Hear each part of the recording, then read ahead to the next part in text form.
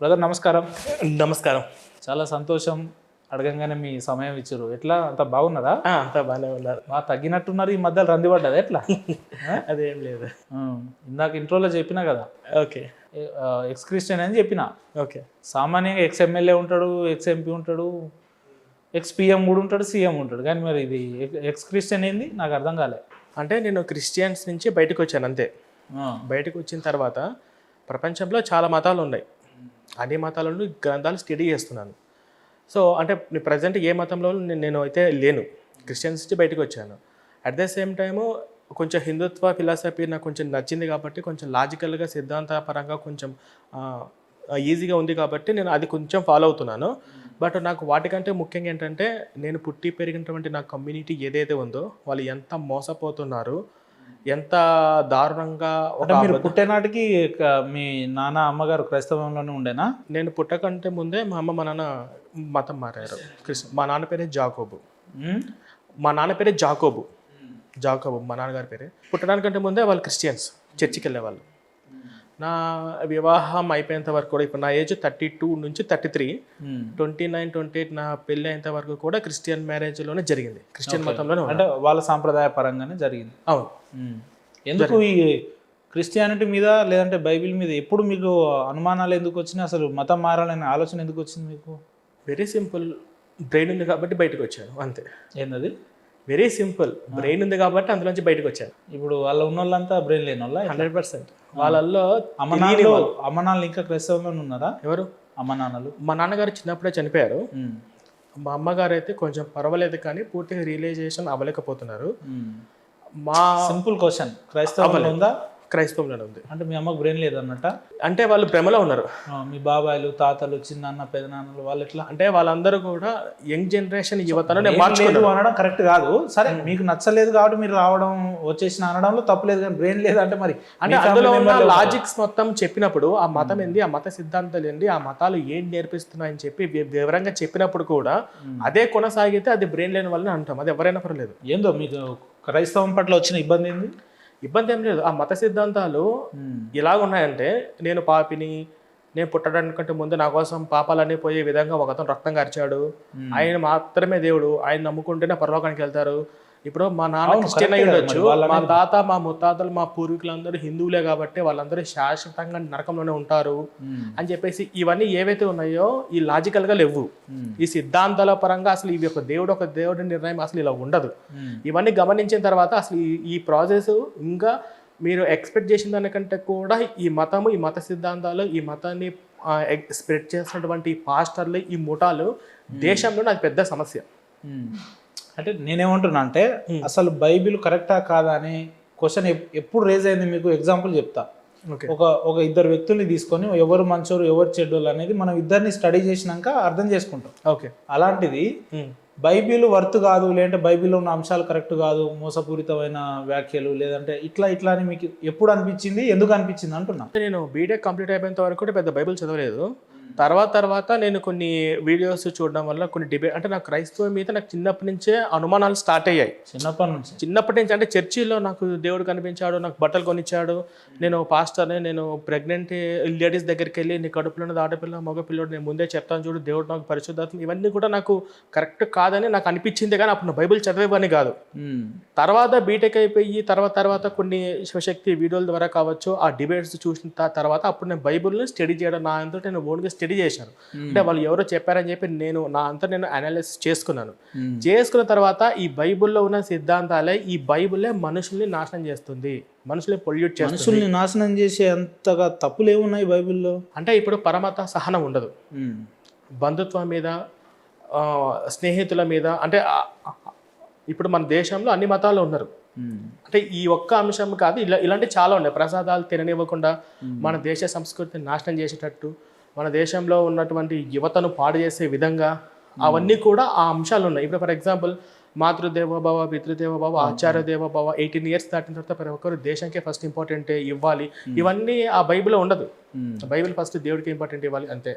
ఇప్పుడు మనం బయటకు వస్తే తెలుసుకోవాల్సిన గొప్ప వ్యక్తులు చాలా మంది ఏమంటారంటే, ఈ సృష్టికి మూలం యేసుప్రభువే కాబట్టి మొదటగా ప్రాధాన్యత ఇవ్వాల్సింది యేసుప్రభుకి అనేటట్టు చెప్తారు వాళ్ళు. కరెక్ట్ కాదంటారా?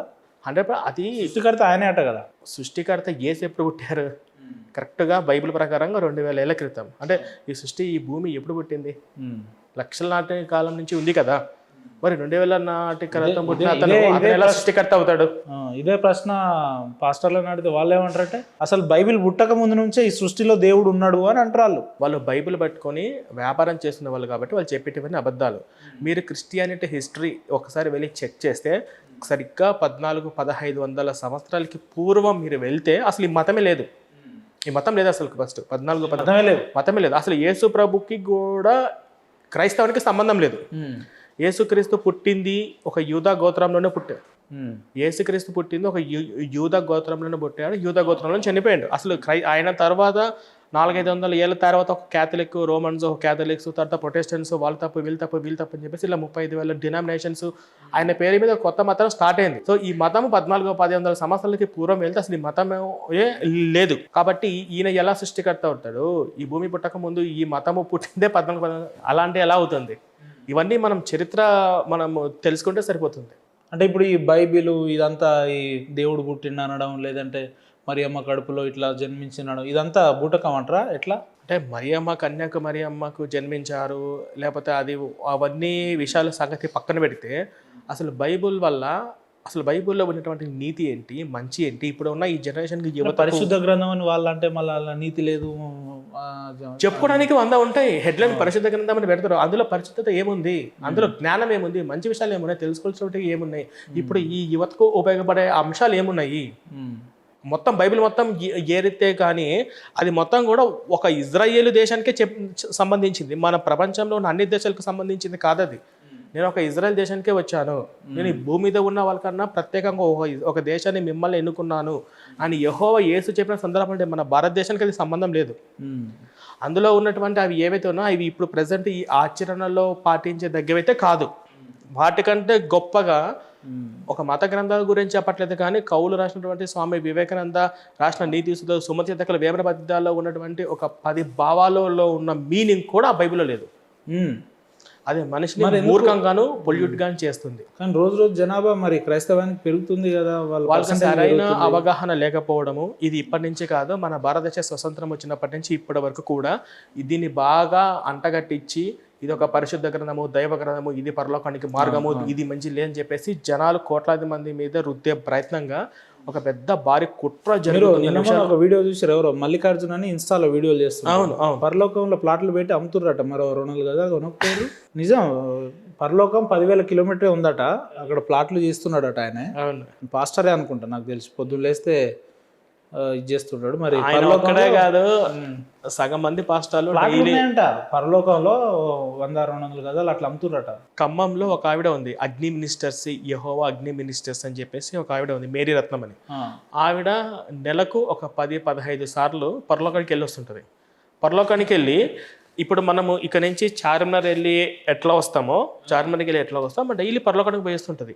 పరలోకానికి వెళ్ళి ఇక్కడ ఇదిగో బిల్డింగ్స్ ఎలాగున్నాయి చూడండి చూడండి అని చెప్పేసి కొన్ని ఏఐ వీడియోస్ లేకపోతే నెట్లో డౌన్లోడ్ చేసి, ఏఐ వీడియోలో వాళ్ళకి అంత నాలెడ్జ్ లేదనుకోండి, నెట్లో వీడియోలో కొన్ని డూప్లెక్స్లు అవన్నీ డౌన్లోడ్ చేసి పెట్టి గ్రీన్ మ్యాట్ మీద పెట్టి ఇదిగోండి ఇది పరలోకానికి ఫస్ట్ ఎంట్రీ, లోపల ఇలా ఉంటుంది అలా ఉంటుంది అని చెప్పేసి ఉంటారు.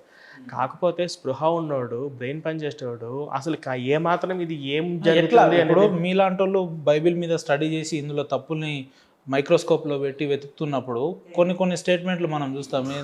ఏందది, మనం ఏటీఎం నుంచి 2 లక్షలు తీసినామని, గ్యాస్ అయిపోతే గ్యాస్ ఇచ్చింది దేవుడు అని, ప్రభువా నాకేదో గోల్డ్ కావాలని అంటే అడిగిపోతే బంగారం చైన్ దొరికిందని, లేదంటే చనిపోయినాడు బతికిండని, ఇట్లా ఇవన్నీ స్టేట్మెంట్ చూసినప్పుడు ఇవన్నీ మనల్ని ఫూల్స్ చేస్తున్నారు అంతే. ఇవన్నీ మనల్ని ఫూల్స్ చేయడానికి. ఎందుకంటే వాళ్ళకి అసలు ముందు చర్చికి వచ్చే వాళ్ళ యొక్క ఐక్యూ లెవెల్స్ తక్కువ ఉంటే వాళ్ళకి అసలు బ్రెయిన్ పనిచేయదు. కాబట్టి ఇవన్నీ నమ్మి ఇంకా చర్చికి వస్తారు, ఇంకా ఆత్మీయంగా బలపడతారు క్రైస్తవంలో. ఇవి కూడా నమ్ముతారు. అంటే ఇవి కూడా నమ్ముతున్నారంటే వాళ్ళ ఐక్యూ లెవెల్స్ ఏ స్టేజ్లో ఉన్నాయి, వాళ్ళని ఎలా కన్సిడర్ చేశారు ఈ పాస్టర్లు, అవన్నీ కూడా దొంగ సాక్షులు. కొంతమంది క్రిస్టియన్ నుంచి పాస్టర్లుగా బయటకు వచ్చి ఇవన్నీ కూడా చర్చి వెనక సైడ్ ట్రైనింగ్ ఇస్తారు. నువ్వు ఇలా చెప్పు అలా చెప్పు, ఒక సాక్ష్యానికి 1000 రూపాయలు ట్రైనింగ్ ఇస్తారని చెప్పేసి పాస్టర్లే చెప్పారు. మా దగ్గర ఒక ఆయనకు వచ్చాడు, వాళ్ళకి ఏమైనా పేమెంట్ లాంటిది పేమెంట్లు ఇస్తారు, ఒక 1000-2000 పేమెంట్లు ఇస్తారు, 500 కూడా పేమెంట్లు ఇస్తారు. నేను ఇప్పుడు టచ్ తుచ్చనంగా ఇట్లా ఊగినట్టు టచ్ ఊగినట్టు 1 day బిఫోర్ చర్చిలోనే ప్రాక్టీస్ ఇస్తారు. మీకు జరుగుతాయి రిహార్సల్ జరుగుతున్నట్టు వీడియో నేను మీకు ఇస్తాను. ఇదే ఇంటర్వ్యూలో మీరు ప్లే చేయొచ్చు కూడా. ఓకే, మొత్తము రేపు దయచేసి ఉంటే చూపించండి. తప్పకుండా. ఇప్పుడు ప్రెసెంట్ లేదు, నేను మీకు పెట్టిద్దాం, నేను మీకు పెడతాను. ఇప్పుడు మీరు ఇక్కడ చూడండి, ఉంటాయి ఉప్పల్లోనే, ఎక్కడ కాదు హైదరాబాద్ లోనే, ఉప్పల్లోనే ప్రాక్టీస్ చేస్తారు. టచ్ అంటే నువ్వు అలా పడిపోవాలి ఇలా పడిపోవాలి. వాళ్ళందరూ కూడా స్టేజ్ మీద జూనియర్ ఆర్టిస్టులు, అవును, వాళ్ళందరినీ కూడా పిలుచుకొని వచ్చి స్టేజ్ మీద చేపిస్తూ ఉంటారు. అంటే వాళ్ళకి ఏదో దయ్యం పట్టినట్టు, ఎవరు నువ్వు అంటే అదేదో సైతాన్ పేరు చెప్పడం, టచ్ అంటే వెళ్ళిపోయిన తర్వాత, లేదంటే చెవులు వినపడని వ్యక్తి చెవులు వస్తున్నట్టు, కాళ్ళు లేని వ్యక్తి పరిగెడుతున్నట్టు 100 మీటర్ స్ప్రింట్ కొడతాడు ఆయన. ఇంటర్వ్యూ ఫస్ట్ లో చెప్పా, నాకు బ్రెయిన్ ఉంది, బ్రెయిన్ పనిచేసింది కాబట్టి ఇందులో నుంచి బయటకు వచ్చాను అని. మీరు చెప్పే ఇవన్నీ దయ్యాలు వదలగొట్టాలు, ఇవన్నీ చేపించటాలు, ఇదంతా కూడా మోసం అని అది చేసే పాస్టర్లకు కూడా తెలుసు. ఓకే, వాళ్ళకు కూడా తెలుసు. కానీ income source at the same time ఇప్పుడు మారుమూల విలేజ్ గ్రామాలలో దయ్యాలంటే కూడా ఇప్పటికీ నమ్మి భయపడే వాళ్ళు కొంతమంది ఉంటారు. మీకు సైతాన్ని బట్టిందని చెప్పి నమ్మే వాళ్ళు కూడా ఉంటారు, చదువులేని వాళ్ళు, నిరక్షరాస్యతులు. వాళ్ళ దగ్గరికి ఈ ట్రిక్స్ ఎక్కువగా యూస్ చేస్తూ ఉంటారు. ఎట్లాగే మా పాస్టర్ దయ్యం వల్ల కొడతారని చెప్పేసి ఊరు నుంచి పిలిపించుకోవడము చేయటాలు, వాళ్ళ ఏమాత్రం కొంచెం అమాయకంగా ఉన్నా వాళ్ళ ట్రాప్లో పడిపోయే అవకాశాలు ఖచ్చితంగా ఉంటుంది. అది అంటే ఈ క్రైస్తవం పట్ల ఈ దేశానికి కానీ ఈ రాష్ట్రానికి కానీ, లేదంటే ఈ క్రైస్తవాన్ని నమ్మే వ్యక్తులకు ఏమైనా ప్రమాదం ఉందంటారా? మరి ఏం లేనప్పుడు నమ్మితే ఇబ్బంది ఏంది?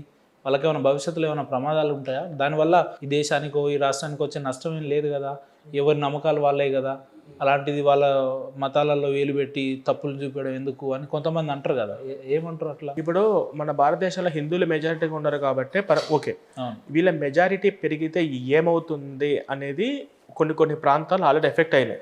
ఇప్పుడు పోర్చుగీస్ వారు, డచ్ వారు, ఫ్రెండ్స్ వారు, బ్రిటిష్ వాళ్ళు, వీళ్ళందరూ ఏం చేశారంటే మన హిందూ గుళ్ళను అటాక్ చేశారు, గుళ్ళని కూల్చేశారు. చాలా లోపలికి వెళ్ళి గుడులు కూల్చడము, అంటే వాళ్ళ సిరి సంపదను దోచుకోపోవడము, మనల్ని బానిసలుగా చేయడము, మనం మతం మార్చడము ఒకటే కాకుండా ఇక్కడ ఉన్న ఎంతో అపూర్వమైనటువంటి గుళ్ళను వాళ్ళు కూల్చేసిన సందర్భాలు చాలా ఉన్నాయి కదా. వాళ్ళు గుళ్ళు ఎలా కూల్చారు మీరు చెప్పగలుగుతారా? వాళ్ళ బైబుల్లోనే విగ్రహారాధన చేయొద్దు, వాళ్ళ ధ్వంసం చేయండి, కూల్చండి, ఆక్రమించండి, నేను తప్ప ఈ భూమి మీద ఈ కొన నుంచి ఆ కొన వరకు వేరే ఇతర దేవతలు పూజింపిన వాళ్ళని రహస్యంగా చంపండి అని చెప్పేసి వాళ్ళ బైబిల్లో రాయబడి ఉంది. ఇప్పుడు ఇక్కడ మెజారిటీ వాళ్ళు ఇంకా కాలేదు కాబట్టి, హిందువులు ఇంకా మెజారిటీగా ఉన్నారు కాబట్టి వాళ్ళు మెజారిటీ అయిన తర్వాత ఇవన్నీ అప్లై చేస్తారు. కానీ వీళ్ళ ప్రభావం ఎక్కువ శాతం గిరిజన ప్రాంతాలలో, పేద వర్గాలలోనే ఉంటది కదా. ఈ పాస్టర్ ఎక్కువగా వాళ్ళే కదా నమ్మే అవకాశాలు ఉన్నాయి. అంటే వాళ్ళని ఎట్లా అట్రాక్ట్ చేస్తారు వీళ్ళు? ఏమని చెప్పి ఫస్ట్ వాళ్ళు వెళ్ళంగానే వాళ్ళకు రైస్ బ్యాగులు ఇవ్వడము, బట్టలు ఇవ్వడము, బేసిక్ గా ఇవ్వడము, ఆ తర్వాత వెంటనే చెరువు దగ్గరికి వెళ్ళి బాప్తిజం తీసుకోండి అని చెప్పడము, ఇలాంటివి జరుగుతున్నాయి గ్రామాలలో. నేను మొన్న రీసెంట్ గా లంబసింగ్ నుంచి ఒక 20-25 కిలోమీటర్ల గిరిజన ప్రాంతంలోకి వెళ్తే ఆ ప్రాంతంలో కొండలు ఉన్నాయి, గుట్టలు ఉన్నాయి, అసలు కారు పోవడానికి కూడా చాలా ఇబ్బందిగా ఫేస్ చేసాము. ఎప్పుడో చాలా కిలోమీటర్లు పోయినాము, అక్కడ ఏమి సిగ్నల్స్లో ఏమి లేవు, సరిగ్గా అక్కడ హాస్పిటల్స్ ఉండవు, స్కూల్స్ ఉండవు, ఏమీ ఉండవు. ఆ ప్రాంతంలో కూడా వెళ్ళి వీళ్ళు ముగ్గురు వచ్చి 3 చర్చిలు కట్టారు అక్కడ. మేము వెళ్ళి ఆ వీడియోస్ కూడా ఉన్నాయి. నన్ను ఎలా సాధ్యమైందంటే వీళ్ళ నెట్వర్క్ ఇక్కడ ఇండియాలో లేదు, విదేశాలలో ఫారెన్ నుంచి ఇక్కడ హిందువుల్ని క్రైస్తవులుగా మార్చడం కోసము. ఒకసారి ఒకడు మతం మారాడంటే ఆ ఫ్యామిలీ మొత్తము రాబోయే తరాలు కూడా ఆ చర్చికి, ఆ పాస్టర్కి బానిసగా ఉండడం కోసము వీళ్ళు విదేశాల నుంచి కోట్ల రూపాయలు కుమ్మరించడానికి రెడీగా ఉన్నారు. ఇప్పుడు అదే గిరిజన ప్రాంతంలో మీరు వెళ్ళి క్రిస్మస్ టైంలో చూడండి, చర్చి మాత్రము పాలరాతి శిల్పం ప్యాలెస్ లాగా డెకరేట్ చేసి ఆ ఊరు మొత్తం కార్లతోటి పెడతారు. అదంతా పాస్టర్ గారు జోబి డబ్బులు కాదు, పిల్లల్ని అట్రాక్ట్ చేయడానికి, భోజనాలు పెట్టడానికి, ఇలా చెప్పేసి అక్కడ ఉన్న సంస్కృతి కల్చర్ని నాశనం చేయడానికి వీళ్ళు వేస్తున్న ప్రయత్నం. అంటే బ్రిటిష్ వాడు చేసిన దానికంటే కూడా, బ్రిటిష్ వాడు వచ్చి ఇక్కడ సిరి సంపద దోచుకుపోయి ఇక్కడ చంపి వాడికంటే కూడా మనలో ఉన్న మన శత్రువులు వాళ్ళు తొత్తులుగా పనిచేస్తున్నటువంటి ఈ విదేశీ ఫండ్స్ కు ఆశపడిన ఈ ఇండియాలో ఉన్న మన పాస్టర్లే చాలా ప్రమాదం. ఎందుకంటే బ్రిటిషర్ల కంటే పాస్టర్లే ప్రమాదం అంటారు. 100% వాళ్ళు సిరి సంపద దోచుకొని పోయారు. ఎందుకంటే 40 కోట్ల మంది జనాభా ఉంది 1947కి. అప్పటికి మన భారతదేశ హిందువుల మెజారిటీ 88-89%, 89% హిందువులు ఉన్నారు. అప్పుడు ముస్లిం ఒక 5-6%, క్రిస్టియానిటీ తక్కువ ఉంది, 3-4% ఉంది, ఇతర మతస్థులు ఇవన్నీ తక్కువ ఉంది. కానీ ఇప్పుడు వాళ్ళ మెజారిటీ ఎంత ఉంది? ఇప్పుడు ప్రపంచంలో ఎక్కువ జనాభా కలిగిన దేశం మన భారతదేశం. ఇప్పుడు ఈ దేశంలో హిందువులు మెజారిటీగా లేరు. ముఖ్యంగా ఆంధ్ర, తెలంగాణ, కేరళ, కర్ణాటక ప్రతి గ్రామం, ప్రతి విలేజ్లో ఒక వీల్ చైర్ మీద ఒకడు ఉంటాడు. టచ్ అనగానే చేశాడు అన్నట్టు ఫ్లెక్సీలన్నీ కూడా వేసి బహిరంగంగా మూఢనమ్మకాలను జనాల్లోకి తీసుకెళ్లి లక్షలాది మందిని మతం మార్చడానికి వీళ్ళు ఎక్కడ పడితే అక్కడ కోట్ల రూపాయలు మోటో మతం మార్చడమే, దానికోసం ఏదైనా చేస్తారు. ఈ దేశాన్ని క్రైస్తవ దేశంగా మార్చాలి. వాళ్ళ హ్యాండ్ ఓవర్ లో 152 కంట్రీస్, క్రిస్టియన్ కంట్రీస్ ఉన్నాయి. ఇండియాని మార్చడం కోసము ప్రయత్నాలు జరుగుతూనే ఉన్నాయి, ఇటు ఇస్లామిక్ కానీ ఇటు క్రిస్టియన్స్ కానీ. వీళ్ళ ఎజెండా అదే, మార్చాలని. అవుతుందా? సాధ్యమయ్యే పనైనా అది? నేను చెప్తున్నాను, వీళ్ళు తరతరాలుగా, వీళ్ళ తాత ముత్తాతలు తరతరాలుగా వచ్చినా కూడా ఈ ఇండియాలో ఉన్న హిందుత్వాన్ని చెక్కు చెదరలేరు. ఎందుకంటే వచ్చే జనరేషన్, ఇప్పుడు మన తర్వాత రాబోయే జనరేషన్ ఈ మతాన్ని ఇప్పుడు ఏ విధంగా అయితే వీళ్ళు అసహించుకుంటూ గ్రామాల్లో తరిమి కొడుతున్నారు, ఈ బైబిల్ క్వశ్చన్ చేయడం, ఇన్స్టాగ్రామ్లో ట్రోల్స్ ఇలా ఏ విధంగా అయితే జరుగుతున్నాయో, ఇప్పుడు సెక్యులర్స్ కూడా మేలుకొని, అన్ని మతాలు సమానమైన భావన పోయి సెక్యులర్స్ కూడా మేలుకొని ఉన్నారు అంటే అతి త్వరలోనే ఒక 10 to 15 ఇయర్స్లోనే ఈ పాషాండ మతం యొక్క నామరూపాలు దేశం నుంచి పోతుంది. నేను బలంగా నమ్ముతున్నాను. మేము ఇలాగే వర్క్ చేసుకుంటూ పోతే, గ్రామాల్లో విలేజ్లో ఇలాగే వర్క్ చేసుకుంటూ పోతే ఖచ్చితంగా ఈ బ్రిటిష్ వాడు తీసుకొచ్చినటువంటి ఈ క్రైస్తవ మతం యొక్క విష భావజాలం ఏదైతే ఉందో అది ఈ దేశం నుంచి ఖచ్చితంగా వెళ్తుంది. అది ఈ నెక్స్ట్ యువత ఖచ్చితంగా పని చేస్తారు. ఆ యువత మరింత స్ఫూర్తిగా బలంగా పనిచేయడం కోసం మేము ఇప్పుడు పునాదులు వేస్తాం. ఇప్పుడు పాస్టర్లు పదే ఇతర మతస్థుల మీద వేసే నెపం నింద ఏందనంటే, మా మీద దాడులు చేస్తున్నారు, మమ్మల్ని స్వేచ్ఛగా బైబిల్ దేవుని వాక్యం చెప్పుకొని ఇస్తలేరు, లేదంటే మాకు పూర్తి స్వేచ్ఛని ఇస్తలేరు, ఇట్లా అని చెప్తుంటారు. స్వేచ్ఛ అంటే ఇప్పుడు నేనే ఉన్నా, మా ఇంటికాడకు బైబిల్ తీసుకుని వచ్చారు, మాకు వద్దని చెప్పిన, మళ్ళీ తీసుకుని వచ్చారు, వద్దని చెప్పిన, మళ్ళీ తీసుకుని వచ్చారు, వద్ద. ఇంకా నేను కొడతా కదా, నాకు రాజ్యాంగంతో నాకే నువ్వెవరు ఎన్నిసార్లు. ఇప్పుడు వాళ్ళందరూ ఎందుకంటే నాకు ఇష్టం లేదు, ఇప్పుడు కూరగాయలు అమ్ముకునేవాడని నాకు ఇష్టం లేదురా అని చెప్పి పదే వస్తే కొట్టాలి కదా. ఇప్పుడు నాకు అవసరం లేదు, కొట్టడం సంగతి పక్కన పెట్టి ఫస్ట్ పోరా ఇక్కడి నుంచి అంటాము, ఒకసారి 2 సార్లు అంటాము. కానీ వీళ్ళకి సిగ్గు శరం మానం అనేది ఏమి ఉండదు వీళ్ళకు. ఇలా ముఠాలు ఇప్పుడు మీరు ఈ కన్వర్జేషన్లో కూడా నాకు తెలిసి 100-120 పైగా ఈ ముఠాలు ఈ 2 తెలుగు రాష్ట్రాలు ఎక్కడో చోట సంచరిస్తూనే ఉంటాయి. ముఖ్యంగా గవర్నమెంట్ హాస్పిటల్కి వెళ్ళండి, ఈ ప్రేరాలు డబ్బులు పట్టుకుని ఒక మోట వేసుకుని ఏం చేస్తారు అక్కడ గవర్నమెంట్ హాస్పిటల్ పాస్టర్లు? అంటే గవర్నమెంట్ హాస్పిటల్లో వీళ్ళు ఏం చేస్తారంటే, అక్కడికి వెళ్ళిన తర్వాత ఆ సమయంలో కొంతమంది సెన్సిటివ్గా ప్రెగ్నెన్సీ ఉన్న లేడీస్ వాళ్ళందరూ ఇప్పుడు వెళ్ళేసి ప్రేరాలు చేస్తామా, ప్రార్థన చేస్తాం, తగ్గిపోతుంది చూడు, నాకు దేవుడు ప్రత్యేకంగా ఈ మాటలకు ఇప్పుడు ఎవరికైనా యాదృచ్ఛికంగా తగ్గిపోతుంది. ఆ తగ్గిపోయి వీళ్ళ బైబిల్ ఖాతాలో, వీళ్ళ యేసు ఖాతాలో వేసుకొని చర్చికి తీసుకెళ్తారు. అలాంటి వీళ్ళ మాటలు, వీళ్ళ కుయుక్తులు మొత్తం కూడా నా 30 ఏళ్ళ నా జీవితం అన్ని రకాలుగా అవపోసిన పట్టి వచ్చి ఉన్నాను కాబట్టి చెప్తున్నాను. ఇది చాలా అంటే చాలా డేంజరస్ మతం. దయచేసి హిందువులు అన్న వాళ్ళు ఎవరైనా కానీ అతిథి దేవో భవ, మన ఇంటికి వచ్చిన అతిథిని గౌరవంగా మనం చూస్తాం, కడుపున అన్నం పెట్టి పంపిస్తాము, అది మన ప్రతి ఒక్కరు హిందూ రక్తంలోనే ఉంది. కాబట్టి ఇది దయచేసి క్రైస్తవ పాస్టర్ల మీద మాత్రము ఈ అతిథి దేవో భవ అనే సంస్కృతి పక్కన పెట్టండి. వీళ్ళన్నంత వరకు వీళ్ళను మాటలతో ప్రశ్నించండి, తరిమి కొట్టేది. ఈ విధంగా వీళ్ళకి సిగ్గుశరం ఏమి ఉండదు కాబట్టి వీళ్ళను ఖచ్చితంగా, అంటే అవి కొంచెం యూట్యూబ్ గైడ్ లైన్స్కి వ్యతిరేకంగా ఉండని చెప్పట్లేదు, తరిమి కొట్టడం బెస్ట్. మనిషికో మాట, పాస్టర్కో దెబ్బ, గొడ్డుకో దెబ్బ అంటారుగా. నేను చెప్తున్నా, మనిషికో మాట. ఎందుకంటే పాస్టర్ చెప్తే వినడోడు. మీరు చూడండి, ఏ పాస్టర్ అని చెప్పారో మా విధులకు కుదరంటే మసలు వస్తూనే ఉంటాడు. ఇప్పుడు ఫర్ ఎగ్జాంపుల్ పూజారులు లేక మైండ్ సెట్ ఏంటుందో, పాస్టర్ మైండ్ సెట్ ఏంటుందో ఒక ఎగ్జాంపుల్ మీకు చెప్తాను. ఇప్పుడు మీరు ఉండరు, ఇక్కడ ఒక పూజా కార్యక్రమం ఉంది, పూజారి మీరు పిలిచారు, వస్తాడు, పూజ చేసుకుంటాడు, ఎమ్మటే ఎక్కించి వెళ్ళిపోతాడు తన పని. అదే మీరు ఒక పాస్టర్ని పిలిచండి, పాస్టర్ వస్తాడు, నీ నెంబర్ తీసుకుంటాడు, ఈ నెంబర్ తీసుకుంటాడు, ఈ అమ్మాయి నెంబర్ తీసుకుంటాడు, ఎక్కడ మీది, అక్కడేనే మాది చర్చి పక్కనే రాలేదు, ఎప్పుడు కనపడలేదు అని ఈ పక్క ఆఫీస్లో ఈ పక్క 10 మందిని కాంటాక్ట్ చేసుకొని వీళ్ళందరూ మతం మార్చాలి అంటే అతని మైండ్ సెట్ అలాగే ఉంటుంది. మనిషి కనిపించిన మతం మార్చాలి. మనిషి ఎట్లా అంటే మత మార్పిడి కోసం పాస్టర్ అనేవాడు ఎప్పుడు ఎవరిని ఎప్పుడు ఎక్కడ మతం మారుద్దామా, ట్రైన్లో పోయేటప్పుడు, బస్సులో పోయేటప్పుడు, మాటలు కలపడం, మతం మార్చడం. ఇంకా బాత్రూంలోకి వెళ్ళేటప్పుడు కూడా ఎక్కడ పడితే అక్కడ బస్ స్టాండ్లో బస్ కోసం వెయిట్ చేసేటప్పుడు స్కూల్ పిల్లల్ని ఎవరిని ఎప్పుడు ఎట్లా అన్ని విధాలుగా ఎక్కడ ఛాన్స్ దొరికితే అక్కడ మతం మార్చింది. ఇప్పుడు ఆ అమ్మాయి ఉంది, మాస్క్ వేసుకొని పోతుంది, మతం మార్చగలుగుతాం మనం? వాళ్ళు మారుస్తారా? వాళ్ళు వీక్ గా ఉంటే వాళ్ళది ఎలా ఉంటుంది అంటే పాస్టర్ మాట్లాడతారేమో, బాగున్నావా, ఎక్కడ మీది, ఏ ఊరు, మాట్లాడతారు. ఇలా మాట్లాడే క్రమంలో వాళ్ళని ఐడెంటిఫై చేస్తాడు. ఎందుకంటే ఒక మనిషిని ఎన్ని విధాలుగా మోసం చేయొచ్చు అనే విధంగా ఈ పాస్టర్లకు ఉన్న నాలెడ్జ్ ఏ మోసగాడికి లేదు ప్రపంచంలో. అలా కొంచెం వీక్గా ఉన్నారు, కొంచెం మెదక్గా ఉన్నారు, ఎస్ మనం ఈ రూట్లో వెళ్తే ఇలా ట్రాప్ చేయొచ్చు. ఇప్పుడు అమ్మ మీకు ఏదో దయ్యం పట్టినట్టుంది ఇలా చెప్తే కొంతమంది వినేటోళ్ళు, ఈ దయ్యం అంటే చదువుకున్న ఆవిడ ఈ విధంగా నమ్మదు, దేవుడు మీకోసం ప్రత్యేకంగా ప్రార్థన చేయబడు, ఇంకొక రూట్లో ఇలా డిఫరెంట్ రూట్స్ ఎందుకు ఎంచుకుంటాడు అప్పటికప్పుడు. డిఫరెంట్ ప్రవీణ్ గారు, మీరు ఒకటి నమ్మిర్రా? మీరు ఒకటి గమనించండి, ఏ పాస్టర్ అయినా ఇప్పుడు దాదాపు నేను ఒక 20-30 మంది మేజర్ పాస్టర్లను ఇంటర్వ్యూ చేసిన, ఒక పాస్టర్ ఇంకో పాస్టర్ గురించి అడిగితే మంచోడని ఒక్క పాస్టర్ గురించి అనలేదు, మళ్ళీ వాడి దొంగ అని ఈయన అంటాడు, వీడి దొంగ అని ఆయన అంటాడు.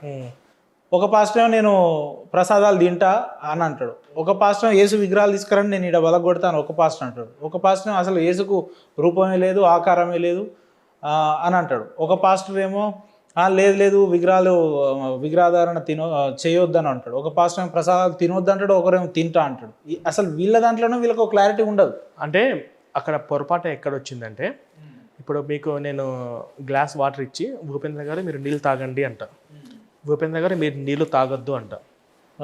ఏంటి మీరు 2 చెప్తున్నారు ఏంటి, మీరు రెండిట్లో ఏం తీసుకోవాలి? 2 చెప్పింది నేనే. అట్లాగే ఈ బైబుల్ కూడా ఒక చోట విగ్రహార్థం చేయొద్దని, ఒక చోట చెయ్యొచ్చని, ఒక చోట ప్రసాదాలు తినొచ్చని, ఇంకో చోట ప్రసాదాలు తినకూడదు అని, ఇంకో చోట యేసు దేవుడని, ఇంకో చోట యేసు దేవుడు కాదని, ఇలాగా డిఫరెంట్ కాంట్రాడిక్షన్లు 2 విధాలుగా చెప్పడము బైబిల్లోనే ఉన్నది. ఇప్పుడు ఈ 35,000 డినామినేషన్లు ఇలా ఎందుకు ఇలా పాస్టర్లు ఇద్దరు ఒకరు కొట్టాడుకుంటున్నారంటే, బైబిల్ ఎవరికి ఎప్పుడు ఎక్కడ ఏ వచనం ఏ విధంగా అర్థమవుతుందో చెప్పేదాకా వాడు కూడా తెలియదు. ఎలా తెలియదు వాడికి. ఇప్పుడు ఈ అర్థం, ఇప్పుడు అదే పాస్టరు, ఇప్పుడు కొంతమంది పాస్టర్లు దయ్యాలు వల్లగొట్టడం దాని మీద ఇలాంటి ఈ సమాజంలో లేవు అని చెప్పేసి ఒక పాస్టర్ వీడియో పెట్టాడు. నాకు తెలిసి ఆ పాస్టర్ ఇక్కడికి వచ్చి ఇంటర్వ్యూ ఇచ్చిన అనుకుంటా, వీకేఆర్ విజయ్ కుమార్ అని చెప్పి చెప్పాడు. నేను స్టింగ్ ఆపరేషన్ చేయించాను, పెనుగంజపూర్లో స్టింగ్ ఆపరేషన్ చేపిస్తే ఆ దయ్యాలు వల్లగడ్డ వాడి మీద పాస్టర్ మీద టీవీ నేను స్టింగ్ ఆపరేషన్ చేసి ఒక పెద్ద ఇష్యూ అయింది. అప్పుడు వచ్చి ఉంటాయి మా బైబిల్లో ఉంది, మీరు నమ్మకపోతే నేనేం చేయాలి? వాడే మళ్ళా గతంలో ఇంతకుముందు ఇక్కడ సికింద్రాబాద్లో ఒక పాస్టర్ని వ్యతిరేకించి మళ్ళీ ఆ రోజు పాస్టర్ అంటే వాడికి ఆ సందర్భాలను బట్టి వాడిని వెనకేసుకోవాలంతే. ఇలాగా అలా కాంట్రాడిక్షన్ డిఫరెంట్గా రావడానికి పాస్టర్ల ఒకళ్ళ మధ్య ఒకళ్ళు కొట్లాడుకునే కారణం ఏంటంటే మెయిన్ ఆ బైబుల్. అది ఏ విధంగా అయినా కానీ ఒక్కొక్క రకంగా అర్థమవుతుంటుంది. ఇప్పుడు వాడు చెప్పేది వీడు చెప్పేది వాడు తప్ప. అంటే వీళ్ళకి ఇంటెన్షన్ ఏంటంటే ఆ పాస్టర్ ఈ పాస్టర్ ఎందుకు తీసుకుంటారంటే ఆ పాస్టర్ కంటే ఈ పాస్టర్ ఎక్కువ సంపాదిస్తున్నాడు, ఈయన కూడా ఆయనకు. ఇప్పుడు వీళ్ళెవ్వరికి కలవ సతీష్ పడదు. ఎందుకు? ఆయన ఒక పొజిషన్లో ఉన్నాడు, ఒక పొజిషన్లో ఉన్నాడు. ఆయనలాగా మేము మాటలతో గారడి చేసి సంపాదించుకోలేకపోతున్నామే ఆయన కుళ్ళు తప్ప ఆయన బైబిల్ విరుద్ధంగా ఉన్నాడు.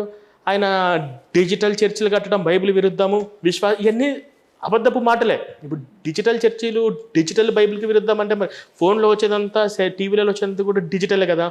ఆయనలాగా మేము గారిడి మాటలు చేసి జబ్బులు సంపాదించలేకపోతున్నాం అనేది తప్ప ఇప్పుడు వేరే ఉద్దేశం ఏం లేదు. అంతే. ఇప్పుడు ఊర్లో మొన్న ఒక వీడియో నేను పెట్టాను, అదేదో ఊరుంది, ఆ ఊర్లో నా చర్చికి ఎదురుగా ఇంకొక చర్చి కడుతున్నాడు అని చెప్పేసి అబ్రహాము వాళ్ళు హోసన్న మినిస్టర్స్ వాళ్ళు చర్చి కడుతున్నారని చెప్పి ఈ పాస్టర్ గారు చర్చికి ఎదురుగా చర్చి కట్టడం ఏంది అని చెప్పేసి కంప్లైంట్ ఇచ్చాడు. ఆ చర్చి క్లోజ్ చేయించాలని చెప్పేసి భద్రాచలంలో ఆ హోసన్న మినిస్టర్లు వాళ్ళందరితో మాట్లాడి అన్ని రకరకాలు చేసింది. చర్చికి ఎదురుగా చర్చి కడితే తప్పేముంది? కానీ మన గుడి ఎదురుగా గుడి కడితే ఎవరన్నా అబ్జెక్షన్ చెప్తారా? లేదు. ఈ గుడిలో ఉన్న డబ్బులే ఆ గుడికి ఇచ్చారు, అక్కడికి వచ్చి ఇస్తారు, ఖచ్చితంగా ఇస్తారు. ఈ గుడికి వచ్చే వాళ్ళ గుడి, కానీ ఇక్కడ అది బిజినెస్ కదా. ఇప్పుడు ఈ చర్చికి ఎదురుగా ఇంకో చర్చి కడితే ఈ చర్చికి వచ్చేటోళ్ళు ఆ చర్చికి రారేమో, అంటే విశ్వాసులు తారుమారు అవుతారేమో, లేదా ఎప్పుడు వీడి మొక్కను చూసేది అందరూ బోరు కొట్టి మళ్ళీ వేరే చర్చికి వెళ్ళి అడ్డంటే వెళ్ళిపోతారేమో, నా బిజినెస్ ఏమవుతుంది అని చెప్పేసి వీళ్ళ బిజినెస్ బాధ తప్ప వేరేది ఏం లేదు. ఇక్కడ దేవుడి నమ్మకము లేదు, బైబిల్ విశ్వాసము లేదు, వీళ్ళ కేవలము వ్యాపారం మాత్రమే. పాస్టర్లందరూ వ్యాపారం దృక్పథంతో, మొత్తం పాస్టర్లందరూ వ్యాపారం అంటే ఈ విశ్వాసం నుంచి వచ్చే మాత్రమే కాదు. నేను ఎన్ని ప్రాంతాలకు వెళ్ళాను, ఎంతమందికి సువార్తని మతమరిపిడి కరపత్రకాలు ఇస్తున్నాను, నా చర్చికి ఎంతమంది వస్తున్నారని చెప్పేసి వీళ్ళు పైన ఉన్న వాళ్ళకి అప్డేట్ ఇస్తేనే వీళ్ళకి ఫారెన్ ఫండ్ వస్తుంది. ఓకే. నా చర్చలో విశ్వాసం తగ్గిపోయారు, నేను ఇప్పుడు వాళ్ళు చీ కొడుతున్నా, తరిమి కొడుతున్నా, వాళ్ళు ఎందుకు రోడ్ల మీద ప్రచారాలు చేస్తున్నారు అంటే ఏదో రాజ్యాంగం చెప్పిందని కాదు, ఇలా ప్రచారాలు చేయాలి, ఈ గ్రామంకి వెళ్ళాలి, వీళ్ళని మార్చాలని చెప్పేసి జాషువా డైరెక్షన్ ఇచ్చేదంతా ఎవరు అంటారు మరి? అంటే వీళ్ళకు ఫారెన్స్లో చాలా ఉన్నాయి కాంటాక్ట్స్. మీరు ఏ ఊరికి వెళ్ళినా చర్చి లేని ఊరే ఉండదు. అవును. ఎంత గిరిజన ప్రాంతం, ఎంత కొండ ప్రాంతం వెళ్ళినా కూడా ఇలా నెట్వర్క్ అంతగానం పైనుంచి ఉంది. ఎలా మార్చాలి, ఎక్కడ మార్చాలి, ఎంతమందిని మార్చాలి, మార్చిన వాళ్ళకి ఏంటి, కొంతమందికి మార్చిన వాళ్ళకి డబ్బులు ఇవ్వడము, ఆ తర్వాత వాళ్ళ ద్వారా మిగతా వాళ్ళు మార్పించేలా చేయడము, కుటుంబం వాళ్ళు ఇప్పుడు వెళ్ళిన వాళ్ళంతా చైన్ సిస్టమ్ అన్నాడు. 100% చైన్ సిస్టమే. Chain system. ఎలాగైనా ఈ దేశం యొక్క క్రైస్తవ ఆధిపత్యము వచ్చిన వాళ్ళందరినీ ఓటర్లుగా మార్చుకొని రాజకీయ పరంగా ఎవరు నిర్ణయిస్తే వాళ్ళు సెంట్రల్లో స్టేట్లో నిలబడే విధంగా ఒక ఆధిపత్యం కోసము, ఒక ఓటు బ్యాంకు క్రియేట్ చేసుకోవడం కోసము అవుతుందా అని ఇప్పుడు ఈ 5, 10, 20 ఏళ్లలో ఏ పనేనా అవుతుందా? అంటే మనం అందరం కలిసి గట్టిగా పని చేస్తే ఇప్పుడున్న యంగ్ జనరేషన్ యువత ఎవరైతే ఉన్నారో వీళ్ళు చెప్పే ఈ దొంగ సాక్ష్యాలు ఇన్స్టా టోల్ అవుతున్నాయి కాబట్టి ఇప్పుడు అవుతుందా అంటే మనం చేయాల్సింది మనం చేస్తాం, కానీ ఇది ఎక్కువగా గవర్నమెంట్ సీరియస్గా తీసుకోవాలి. గవర్నమెంట్ ఈ మూఢనమ్మకాలన్నీ కూడా drug and medical treatment act కింద ఈ ఇన్స్టాలో వీళ్ళు చెప్తున్న వాళ్ళందరినీ కూడా కేసులు పెట్టి ముందు అరెస్ట్ చేయించాలి. దయ్యాల వల్ల కొడుతున్న వాళ్ళు అరెస్ట్. క్రైస్తవ్యం గొప్పదైతే కావచ్చు, వాళ్ళ మతాల్ని వాళ్ళు బోధించుకోవచ్చు, ఇబ్బంది ఏం లేదు. కానీ వాళ్ళు బత్తాయిగాళ్ళు అని చెప్పి, లేదంటే మూఢనమ్మకాలు నమ్ముతారు, లేదంటే మీకు విశ్వాసం ఉండదు దేవుని పట్ల, ఇట్లా మాట్లాడతారు. స్వాములు దొంగ స్వాములు అని, బాబాలని ఇట్లా మాట్లాడతారు కదా. సో అలాంటి సెంటెన్స్ విన్నప్పుడు ఏమనిపిస్తుంది? అలాంటి సెంటెన్స్ అంటే వాళ్ళు పరమతాన్ని దూషిస్తున్నారనా, లేకపోతే హిందూ గ్రంథాల అట్లా ఇప్పుడు హిందూ గ్రంథాల మీద లేదంటే పరమతాల మీద ఇట్లా మాట్లాడినప్పుడు ఏమనిపిస్తుంది? ఇప్పుడు పరమతాలలో మన హిందూ గ్రంథాలలో ఉన్న దొంగ స్వామీజీ, దొంగ బాబాలను క్వశ్చన్ చేయడంలో మేము సపోర్ట్ చేస్తాం. ఇప్పుడు జాతకాలతో పేరుతో మోసం చేస్తున్న ఈ వేణు లాంటి వాళ్ళను కూడా మేము వ్యతిరేకిస్తాం, వాళ్ళని వ్యతిరేకిస్తాం. కానీ వీళ్ళ దృష్టిలో హిందూ దేవులందరూ సైతాన్లు, హిందువులందరూ అన్యులు, హిందువులందరూ విగ్రహార్థకులు, హిందువులందరూ విగ్రహార్థన వ్యభిచారంతో సమానమైనట్లు, హిందువులందరూ నరకానికి వెళ్ళేవాళ్ళు. వాళ్ళు ఇది ఎక్కడి నుంచి నేర్చుకున్నారు, వాళ్ళు ఎలా అనగలుగుతున్నారంటే వాళ్ళు పట్టుకున్న పుస్తకం. ఆ పుస్తకం వాళ్ళను అలా తయారు చేసింది, వాళ్ళను అలా మారుస్తుంది. ఇవన్నీ నేను వాళ్ళు మాట్లాడుతున్న ప్రతిదీ కూడా, ఎందుకంటే ఇప్పుడు నేను ఎక్స్ క్రిస్టియన్ యూట్యూబ్ ఛానల్లో ఓ క్రైస్తవుడు మేలుకొని చెప్పి బుక్ రాశాను. అవును. ఇప్పుడు ఒకటి ప్రమోషన్ అని మీరు అనుకోవద్దు, నేను ఉన్నది చెప్తున్నాను. క్రిస్టియన్ ఇది బైబిల్ కొంచెం అవగాహన ఉన్న వాళ్ళకి బైబిల్ క్వశ్చన్ చేయడానికి ఈ బుక్లెట్ ఉపయోగపడుతుంది. అసలు క్రైస్తవము బైబిల్ పోరాటం అంతా బైబిల్ మీదనే ఉన్నట్టు, బైబిల్ మీద క్రైస్తవం మీద. నేను క్రిస్టియానిటీ ఎఫెక్ట్, క్రైస్తవం యొక్క ప్రభావం అని చెప్పి ఇంకో కొత్త బుక్లెట్ నేను రాశాను. ఒక 2-3 రోజులు రిలీజ్ అవుతుంది. ఆ పుస్తకం మీరు మొత్తం చదివితే, ఇంకోటి వీళ్ళు ఎంత తెలుగుగా మాట్లాడతారంటే ఏంది ఇదంతా అని మన లాంటి మీలాంటి ప్రశ్నించినప్పుడు, భారతదేశం లౌకిక దేశం అంటారు కదా, సెక్యులర్ కంట్రీ అంటారు కదా, మా మతాల్ని మేము ప్రచారం చేసుకుంటే ఆపుతున్నారు, బైబిల్లోనే ఉంది ప్రతి గడపకి వెళ్ళి ప్రచారం చేయండి అని, మీరెవరు ఆపడానికి, రాజ్యాంగం అది ఇది ఏదేదో మాట్లాడతారు. సో మా గ్రంథంలో ఉంది ఈ మ్లేచ్ఛ మతాలు మేము యాక్సెప్ట్ చేయం, ఈ మ్లేచ్ఛ మతాలు మా ఇంటికి వస్తే మేము తని కొట్టమని మా గ్రంథంలో కూడా ఉంది. లౌకికవాద అని చెప్పి నిరూపించడానికి నేను చర్చికి వస్తా, మసీదుకి వస్తా, వాళ్ళలో మా ప్రసాదం తింటారా? రారుగా. మరి వాళ్ళ గ్రంథానికి వాళ్ళు ఇంపార్టెంట్ ఇచ్చినప్పుడు మరి నేను నా నా గ్రంథానికి నేను ఇంపార్టెంట్ ఇవ్వాలి కదా. ప్రసాదం అంటే గుర్తొచ్చింది, ఇప్పుడు రేపు 25 డిసెంబర్ ఉంది, వాళ్ళు సెలబ్రేషన్ చేసుకుంటారు క్రిస్మస్. మన ఎవరైనా మ్యూచువల్ ఫ్రెండ్స్ ఉంటే పిలుస్తారు, మన వాళ్ళు పోతారు, వెళ్తారు కదా. కానీ వాళ్ళు మన గుళ్ళకి వచ్చి కనీసం కొబ్బరికాయ కాదు ఒక అరటిపండు ఇచ్చినా తినే పరిస్థితిలో లేరు వాళ్ళు. అది ఏందో మరి ఇది టెర్రరిస్ట్ కంటే ఎక్కువ డేంజర్ గా ఉన్న ఆలోచనలు. అట్లా వాళ్ళు విగ్రహాలుగా అర్పించిన పలహారాలు మనం తీసుకోకూడదు అని చెప్పి వాళ్ళ బైబిల్లో రాయబడింది, అది వాళ్ళు ఫాలో అవుతారు. కానీ మన వాళ్ళు కూడా ఈ మ్లేచ్ఛ మతాలను యాక్సెప్ట్ చేయకూడదు, విదేశీ పాశ్చాత్య మతాన్ని ఈ దేశంలో ఉన్న వాళ్ళు మన హిందువులు మనం యాక్సెప్ట్ చేయకూడదు అని మనం కూడా ఒక కట్టు నియమం పాటించాలి. బైబిల్లో నిజంగా ఆ నిబంధనలు పాటిస్తే వాళ్ళు ఉన్నారంటారా? విగ్రహ అర్పితాలు తినొద్దని అంటే కొందరు తింటున్నారు, మందు తాగొద్దు పాస్టర్లు, లేదంటే అంటే కొందరు తాగుతున్నారు, అంటే అనేకమైన వాళ్ళు బయట చెప్పేది ఒకటి చేసేది ఒకటి, ఎవరు ఫాలో అవుతలేరు కదా. ఫుల్ఫిల్ వాళ్ళు బయట చెప్పేది ఒకటి చేసేది ఒకటి. ఇప్పుడు ప్రవీణ్ పగడాల నేను తాగుబోతుంది, నేను ఇప్పుడు మారాను, మనం తాగకూడదు అది అని చెప్పి ఆయన తాగే కదా చనిపోయింది. ఎల్బీ నగర్ నుంచి రాజమండ్రి పోయేటప్పుడు 3-4 వైన్ షాపులలో తాగి డ్రైవ్ చేసే కదా, తాగే యాక్సిడెంట్లో చనిపోయాడు కదా. క్లియర్గా వీడియోస్, ఫోరెన్సిక్ రిపోర్ట్ అన్నీ వచ్చేసినాయి కదా. వీళ్ళు బయట ఇది ఆయన బయటపడినవి చాలా ఉన్నాయి. వాళ్ళందరూ కూడా చెప్పేది ఒకటి చేసేది ఒకటి. పాస్టర్ల స్టేట్మెంట్లు అన్నీ మ్యూచువల్గానే సేమ్ ఉంటాయి. ఏముంటాయంటే నేను గతంలో పెద్ద తాగుబోతుని, పెద్ద దొంగని, పెద్ద అమ్మాయిలను ట్రాప్ చేసేటోని, ఇప్పుడు బైబిల్ని నమ్మంగానే నేను మారిపోయినా, పరిశుద్ధుని అయిపోయినా, గతంలో నా మీద పోలీస్ స్టేషన్లో వాంటెడ్ లిస్ట్లో నా పేరు ఉండే, నేను క్రిమినల్ని, అది ఇదని చెప్పి లాస్ట్కి వచ్చేసరికి నేను అసలు ఇప్పుడు పరిశుద్ధుని అయిపోయినా అంటారు.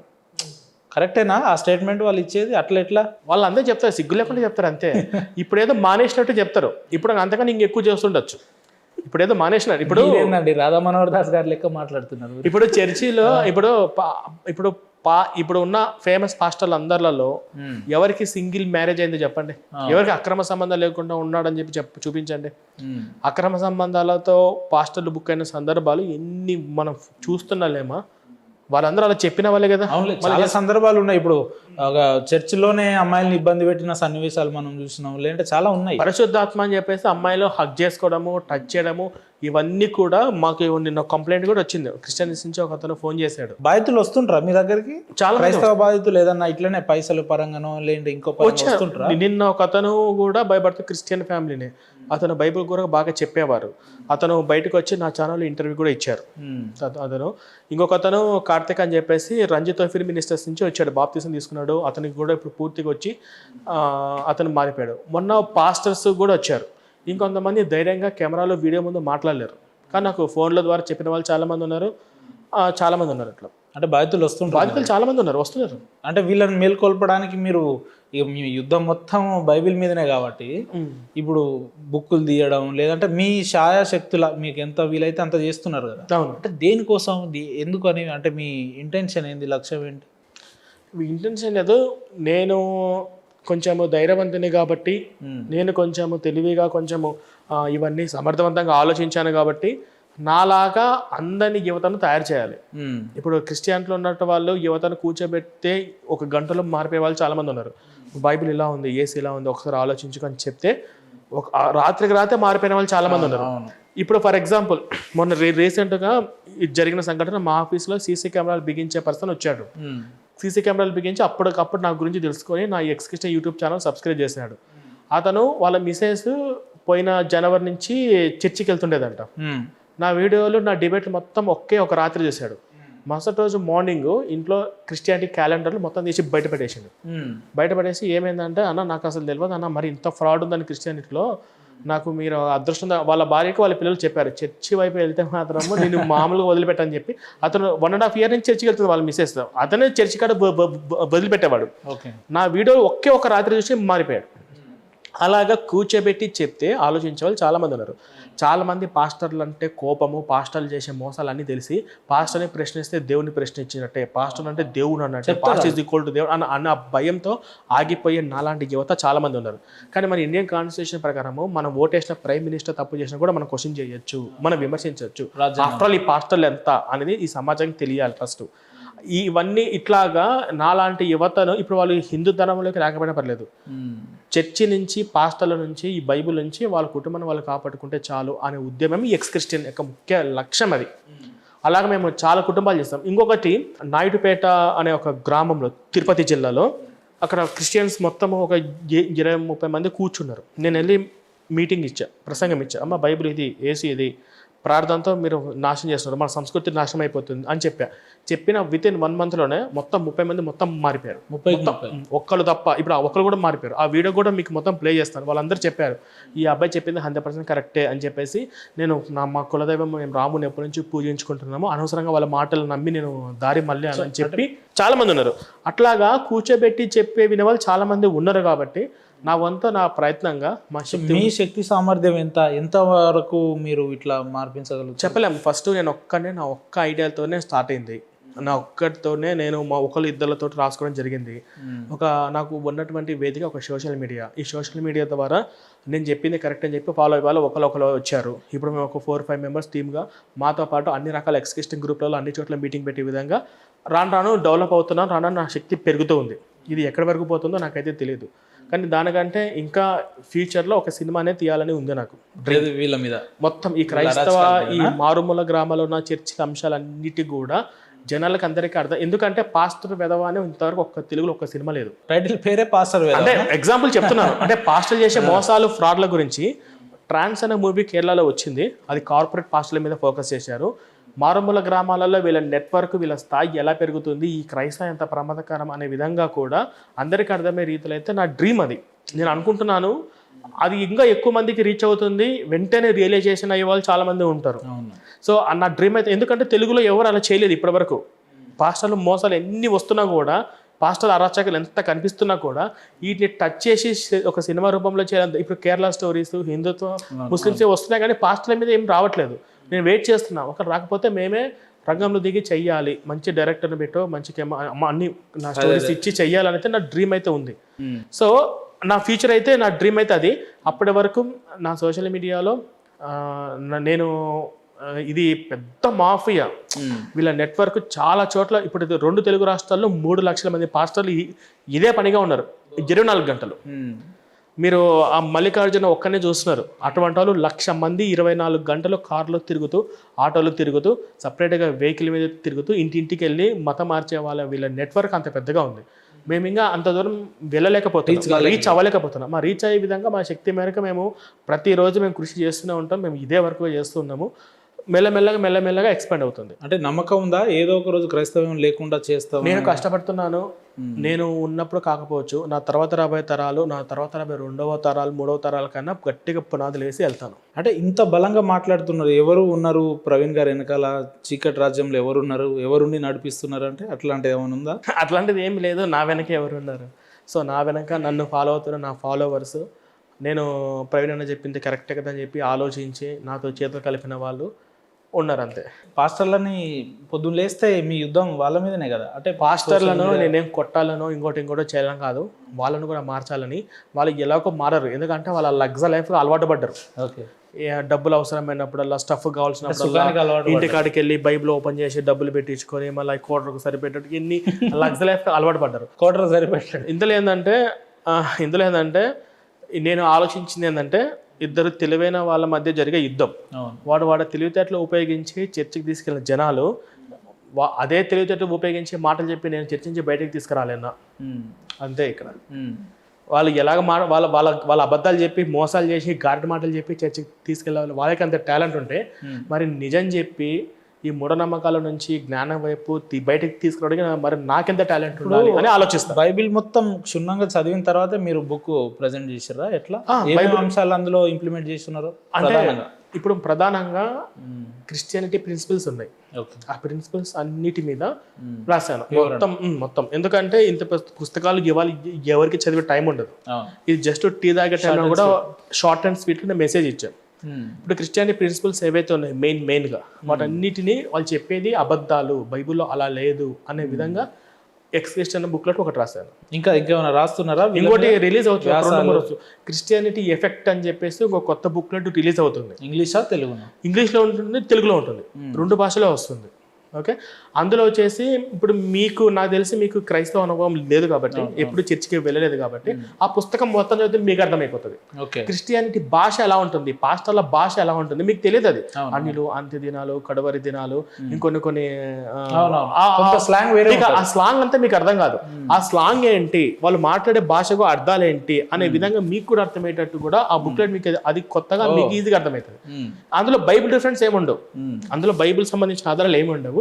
జస్ట్ క్రైస్తవం యొక్క ప్రభావము ఎన్ని దశలుగా ఉంటుంది, 1వ దశ 2వ దశ, వాళ్ళు గ్రామంలోకి వచ్చి ఎలా మాట్లాడతారు, అందులో మతం మారిన తర్వాత అతని శరీరంలో, అతని ఆలోచనలో జరిగే మార్పు ఏంటి, ఎవరు మారే అవకాశాలు ఉంటుంది, 2 నాలుగుల పాస్టర్లు ఎలా మాట్లాడతారు, మారక ముందు ఎంత, మారిన తర్వాత ఎంత, ఆ స్లాంగ్ ఎలా ఉంటుంది అనేది అందరికీ, మీలాంటి హిందువులందరికీ కూడా ఈజీగా అర్థమయ్యేటట్టు అది రాశాను. ఒక 2 రోజు 3 రోజుల్లో రిలీజ్ చేసి మీ సిగ్నేచర్ స్టూడియోకి పట్టుకొస్తాను బుక్. తప్పకుండా సార్. మీది ఇంటర్వ్యూ ఉందని నేను ఒక పాస్టర్కి ఫోన్ చేసిన.